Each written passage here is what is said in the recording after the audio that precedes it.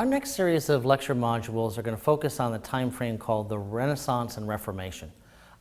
Historians like to try to break down our understanding of time into labels. And we create things like the Middle Ages, or ancient Rome, or ancient Greece. Not that those are perfect in the sense that everyone agrees when they stop and start, but it gives us a sense of putting things in order. We're going to be talking now in the Renaissance and Reformation era about an increasingly important time period closer to our own, and also with an increasing vitality in many areas as we have more evidence. Remember, as we move forward, the more evidence historians have, the better off they'll be. We'll spend some time talking and looking at the ideas of the early Renaissance. We'll be taking a look at what's going to be called classicism and humanism. These are going to be ways for us to think about how people are going to categorize knowledge. We'll also be taking a look at the classic parts of the Renaissance in terms of artistic development. We'll also take a look a little bit at the Ottoman Empire, which is going to be an external challenge to the way the Europeans are going to be doing business.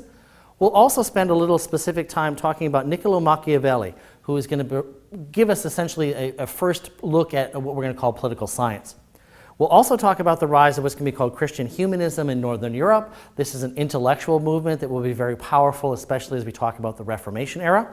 And then, of course, we'll spend some more time taking a look at the three key powers, England, France, and Portugal and Spain, in their development, because they will be sort of the leading economic and other powers of the time, military as well.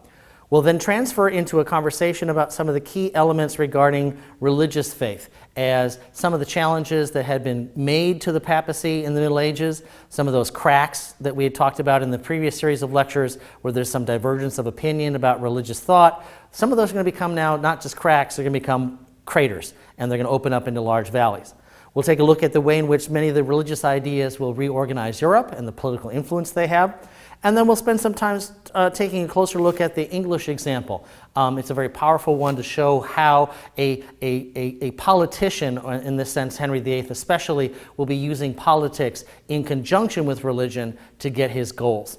And then we'll close with a conversation about what the Roman Catholic Church will do in regards to some of the challenges that are being placed upon it from outside authorities, and what kind of alterations they would like to make and which things they'd like to keep.